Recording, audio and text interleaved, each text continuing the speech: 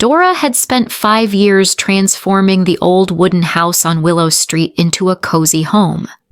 Every brick, every window bore her touch. The lavender garden in the backyard bloomed every summer, creating a picturesque scene. The house was not just a dwelling, but a symbol of Dora's love and perseverance. On her 35th birthday, Dora hosted a small, intimate party with her family. Her parents, Mr. and Mrs. Thompson, her brother Alex, and her cousin Lily. The atmosphere was filled with laughter and the aroma of vanilla cake. After blowing out the candles, Dora's mother handed her a carefully wrapped envelope, smiling though her hands trembled. Dora opened it and was stunned to find an eviction notice inside. She couldn't believe her eyes. "What is this?" Dora asked, her voice choked. Her father looked down, her mother avoided her gaze, and Alex stepped back. Lily, with a cold smile, said, "The house is still under Aunt and Uncle's name. On paper, it was never yours." Dora stood up, furious. "I've invested so much effort and money into renovating this house. Are you all trying to kick me out?" Her mother tried to comfort her. "You have 45 days to arrange everything. We'll help you move." Dora looked around, feeling that her loved ones had become strangers. She asked everyone to leave, leaving only Lily. Lily said, "You're overreacting. Don't let emotions cloud your judgment." After Lily left, Dora sat silently, holding the eviction notice in her hand. She felt empty, but suspicion began to arise. Could Lily, the seemingly friendly cousin, be behind all this? Dora called Emma, her best friend from college, asking her to bring documents related to the house renovations. Emma arrived promptly, bringing her laptop and necessary documents. They began reviewing the building permits and found that all were valid. Dora recalled Lily mentioning that neighbors complained about unpermitted renovations. Emma suspected that the documents Lily presented might be fake. Dora decided to text Alex, arranging to meet him the next morning at a cafe. She knew that to protect her home and uncover the truth, she needed help from her family. The next morning, Dora arrived early at Cornerstone Cafe, clutching a cup of tea, her heart pounding. Alex walked in, looking exhausted. Dora got straight to the point. "You knew about the eviction, didn't you?" Alex nodded, avoiding her gaze. 2 weeks ago, Lily told Mom and Dad that you were unfit to manage the house. She said there was legal risk due to unpermitted work. Dora placed Emma's folder on the table. "Every permit is legal and confirmed. Lily lied." As Alex flipped through a few pages, his face paled. "She lied to me too. And I believe she wants more than to just evict me," Dora said. "She's after the land, to sell it to a development project." Alex frowned. "She's seeing a guy named Mason Black. Real estate." "Exactly." Back home, Dora and Emma contacted Chloe, an old friend who worked at the land records office. After her shift, Chloe agreed to meet them at the library. There, Chloe pulled out a file with a complaint Lily had shown to Dora's parents. "But there's no original, no official case number, and the name on the complaint doesn't match any Willow Street residents." Emma snapped photos of the file. "It's clearly fabricated." The next day, they met with Marcus at the planning office. He confirmed a luxury condo project was proposed at Dora's address by Mason Black's firm. "There's a survey document signed by your parents," Marcus added, "but they never told me anything. The signatures look wrong." Later, the legal department confirmed the signatures were forged. Dora, Emma, and Alex mapped out a plan.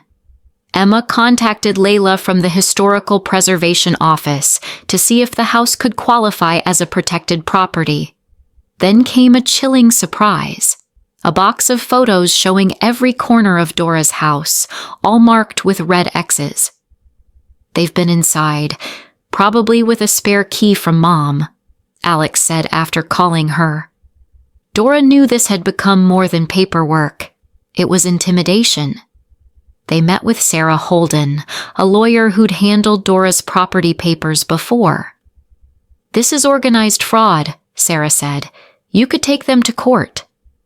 But Dora had another plan: to expose Lily at her engagement party, where Mason and his investors would be.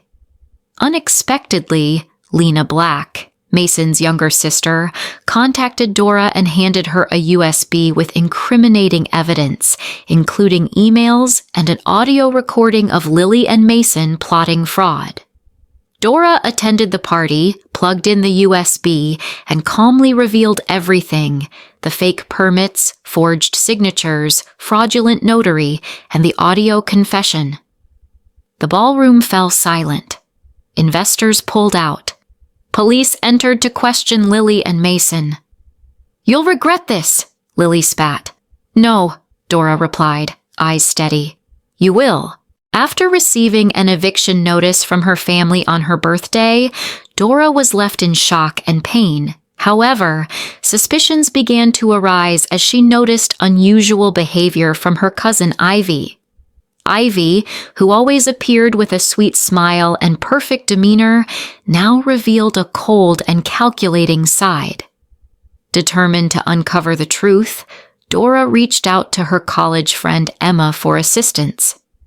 Emma, known for her organizational skills and meticulous record-keeping, quickly provided Dora with all the documentation related to the house renovations, including approved permits and blueprints.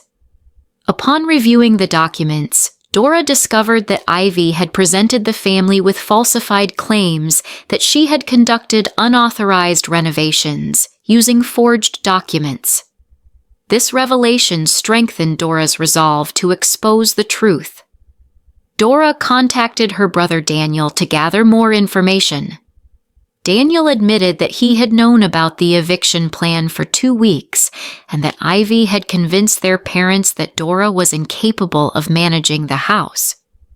Dora provided Daniel with the legitimate documents to prove her innocence.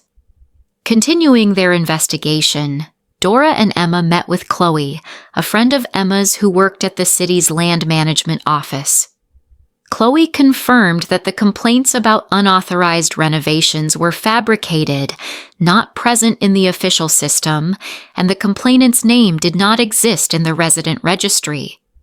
This discovery led Dora to realize that Ivy had not only deceived the family but might have committed a crime. She decided to delve deeper to gather more evidence. Armed with the collected evidence, Dora, Emma, and Daniel began formulating a counterattack plan.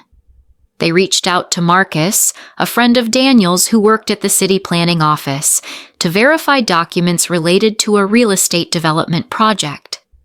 Marcus confirmed that the documents had been used in a closed meeting and that a project named Willow Heights was proposed to be built at Dora's home address.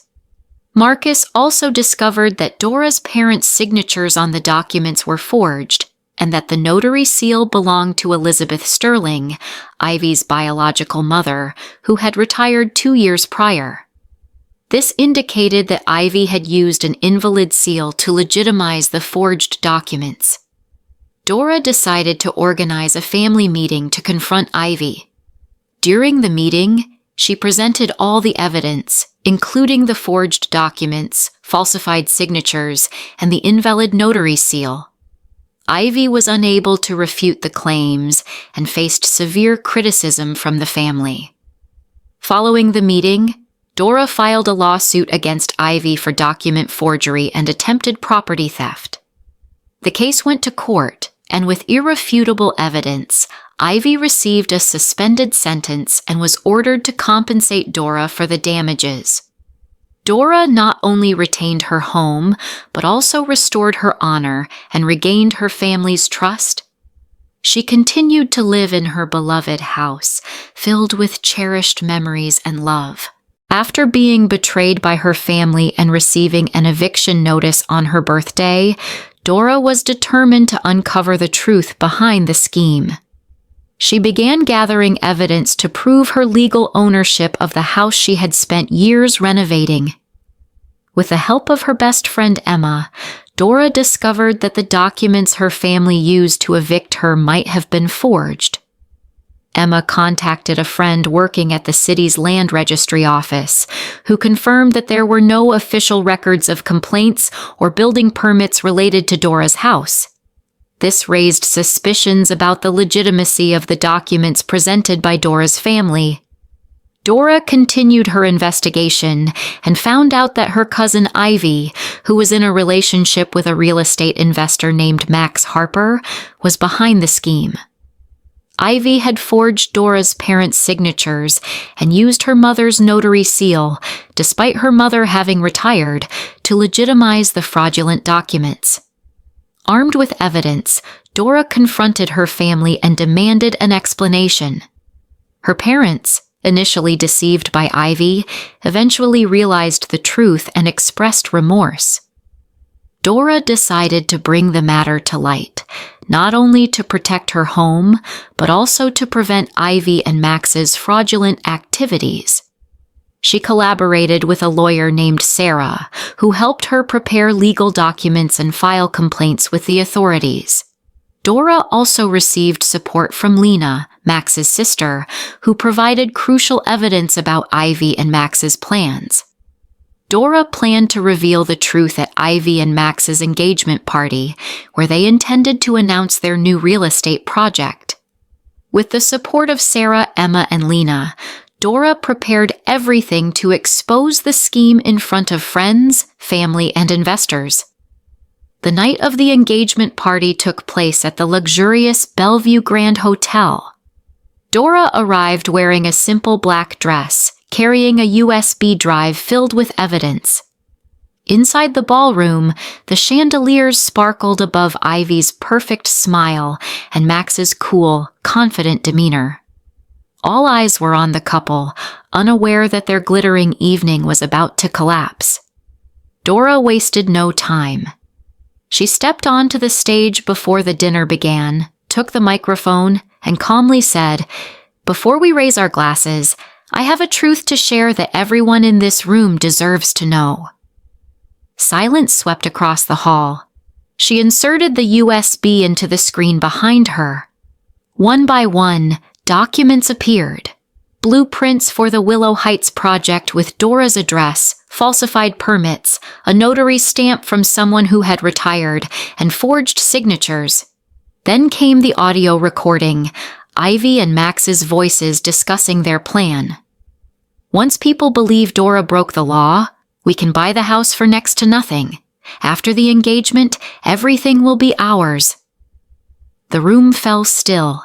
Several investors stood up, their eyes filled with anger and disappointment. An older man named Randall, the lead investor, slammed a folder onto the table. "We don't invest in fraud." Ivy turned pale, trying to remain composed, but Max let go of her hand and stepped away. Lena emerged from the crowd with determined eyes. "I sent that recording," she said firmly. "I refuse to support people who destroy families for money."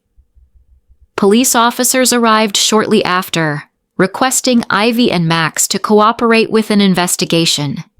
They weren't arrested on the spot, but their reputations were already in ruins.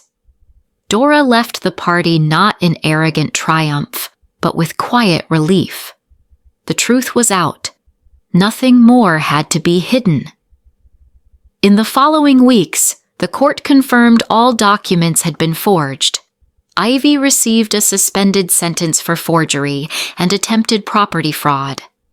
Max resigned from his firm, while Lena helped Dora file for the home to be registered as a historical landmark, ensuring no construction project could proceed without special approval.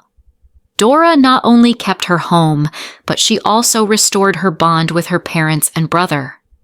Emma still visited every morning, bringing coffee and a notebook full of renovation ideas. Daniel, his wife, and their children came by on weekends, helping replant the lavender in the backyard.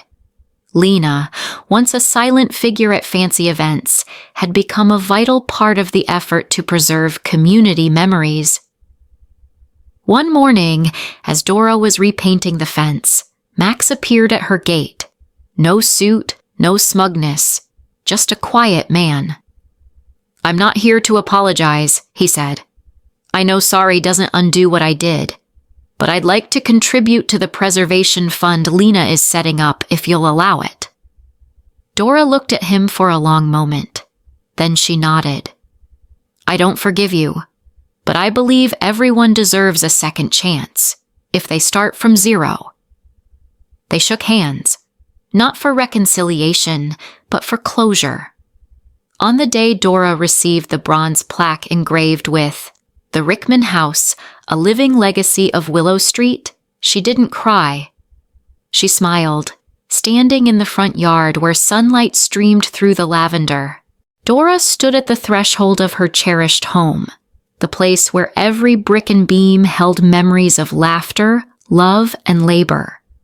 The betrayal by her family, orchestrated by her cousin Ivy, had left her reeling. But amidst the pain, a fire ignited within her, a determination to reclaim what was rightfully hers. She began by meticulously gathering evidence. With the help of her best friend Emma, they unearthed documents, emails, and records that pointed to Ivy's manipulation and deceit. They discovered that Ivy had presented forged permits and false complaints to Dora's parents, convincing them that Dora's renovations were illegal and jeopardizing the family's reputation. Dora's brother Daniel, initially hesitant, soon realized the extent of Ivy's deceit. He joined Dora and Emma in their quest for justice, providing insights into family dynamics and helping to connect the dots. Their investigation led them to Lena, Max Harper's sister, who provided a trove of incriminating evidence. Blueprints, emails, and plans for a luxury apartment complex on Dora's property revealed the depth of Ivy and Max's collusion. Lena, disillusioned by her brother's actions, chose to stand with Dora, offering both information and moral support. As the pieces fell into place, Dora knew that exposing the truth required a bold move. She set her sights on Ivy's upcoming engagement party, a grand affair where the key players would be present. With Lena's help, Dora secured an invitation and prepared to unveil the web of lies spun by Ivy and Max. The night of the party arrived. Dora, poised and resolute, took the stage and presented the evidence. The room fell silent as the truth unraveled, revealing the extent of the betrayal. Ivy and Max's plans crumbled under the weight of their own deceit. In the aftermath, Dora's parents, shocked and remorseful, sought forgiveness. Dora, though hurt, chose to rebuild her relationships, understanding that they too were victims of manipulation. With her home secured and her family's bonds mending, Dora emerged stronger, her spirit unbroken. From that night on, everything changed. The audio recordings, the forged documents, and the unwitting admissions from Ivy and Max unraveled their plan in front of everyone. The main investor pulled out of the project, the media picked up the story, and an official investigation was launched. Dora didn't just expose the truth, she gained the support of the community. Neighbors who once doubted her came forward, offering their own stories and helping Dora provide further evidence to the authorities. People who once stood silently now stood beside her. Ivy was summoned to court and received a suspended sentence for document forgery and attempted property theft. Max Harper was removed from his executive position. Lena, after cutting all ties with Harper and Stone, launched a historical preservation fund to protect homes with heritage value from illegal demolition. Dora was among the first beneficiaries of the program. But Dora's true victory wasn't merely keeping the house. It was in the healing of deep-rooted wounds within her family. Her parents, during their last sit-down, cried, not just out of regret, but because they realized their daughter was far stronger than they had ever known. Daniel, once hesitant, now showed up every weekend to help repaint the fence or fix the backyard. Emma, the loyal companion, reminded Dora why she began this fight. No one has the right to take away what you built with love. Lena became a new ally. She not only cut ties with her brother, but also joined Dora in community efforts to protect the Willow neighborhood's cultural heritage. One spring afternoon, Dora received an official letter. Her house had been designated a historical landmark. No one could demolish or sell it without her and the city's preservation board's approval. She stood on her front porch, sunlight filtering through the lavender. This house was no longer just a home. It was a symbol of resilience, justice, and integrity. A few days later, Dora hosted a small gathering. No champagne, no chandeliers, just real friends, a long table in the yard, and stories shared with honesty. Daniel raised his glass to Dora, who didn't just save a house, but reminded us all that sometimes turning the tables begins simply with refusing to give up. That night, after everyone had gone, Dora sat alone under her porch. The breeze whispered through her hair. She looked at the windows she once replaced, the walls she painted, and whispered to herself, "I've walked through the storm, and I'm still here." After exposing the truth and reclaiming her beloved home, Dora not only regained her property, but also restored her confidence in herself and those around her. She realized that justice is not just about punishment, but also an opportunity to heal and rebuild damaged relationships. Dora's parents, upon understanding the situation, proactively approached her to apologize and express their remorse. They sat together, sharing memories and emotions, thereby mending their family bond. Daniel, her once hesitant brother, now stands by Dora's side, assisting her in repairing and renovating the house. Emma, her close friend, continues to accompany Dora on this new journey. Together, they organize community gatherings, sharing their story to inspire and encourage others to stand up for their rights. Lena, after leaving Harper and Stone, established a local heritage preservation fund.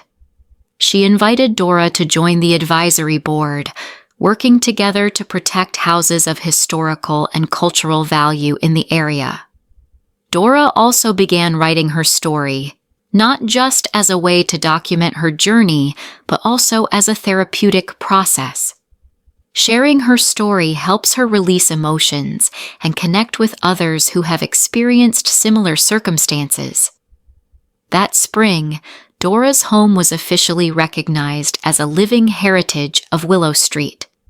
A small bronze plaque reading, "The Rickman House, Where Memories Gather," was placed proudly on the front fence. Neighbors and friends came to celebrate. Some brought old photographs taken on the porch. Others recalled childhood memories spent with Dora at the house. Dora greeted everyone with a gentle smile. She was no longer the woman betrayed by her closest kin, but now a symbol of resilience, wisdom, and grace. She carried no hatred, only the belief that truth has the power to illuminate even the darkest corners. Max Harper, after the trial, quietly withdrew from real estate. One day, he visited the neighborhood, not to ask for forgiveness, but to offer a rare honesty. "Thank you for making me face myself." Dora said little in return, only nodded and replied softly, "We all learn from our wounds." Months later, Dora hosted an outdoor gathering, not to celebrate victory, but to honor the journey. Beneath warm string lights, everyone sat around a long wooden table, sharing stories of loss, lessons, and the small moments that ended up changing their lives. Dora stood up, raised her glass, and said, "We can't choose the family we're born into, but we can choose how we live, how we respond, and the people we keep in our lives. Thank you for believing in me and helping me believe in myself." That night, after everyone had left, Dora sat alone on the porch.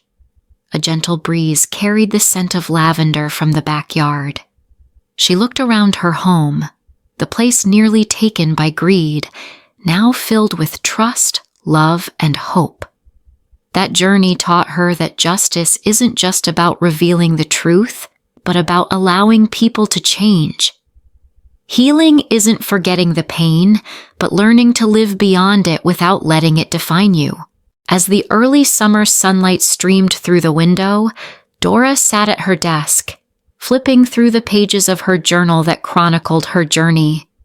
Each line was a memory, an emotion, a lesson she had experienced while facing betrayal and fighting to protect her beloved home. She recalled the pain of receiving the eviction notice on her birthday, the shock of discovering that her close cousin was behind the scheme. Yet, from those wounds, Dora found inner strength, resilience, and a belief in justice.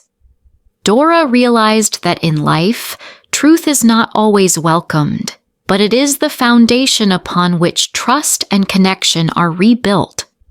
She learned that trust is not only about believing in others, but also about believing in oneself, in the ability to overcome adversity and stand firm amidst turmoil. Healing does not come from forgetting the pain, but from facing it, accepting it, and learning to live on with the scars that have healed. Dora understood that anyone can be a victim of betrayal, but what matters is how they choose to respond and move forward. Through her own experience, Dora understood that some battles in life are not just about reclaiming material things, like a house, but about reclaiming one's voice, dignity, and stolen trust. More importantly, it was a battle to affirm that truth always holds power, even when buried, denied, or forgotten. She began sharing her story at community talks, civic engagement forums, and property rights workshops. Many found inspiration in Dora's courage to stand against injustice within her own family, the very place that should have been her sanctuary. Dora no longer saw her house as just a property, but as a symbol of love, determination, and rebuilding from ruin. It became a haven for those who had endured pain, a space to tell stories of survival, forgiveness, and inner strength. She stated that if there was one message to take from her journey, it was this: no one can take your worth from you unless you give it away. Dora didn't give it away, and in doing so, she regained everything, not just her home, but trust, community, and a future no longer shackled by the past. She emerged from the hurt not with bitterness, but with a lantern in hand, ready to light the path for others still lost in the dark.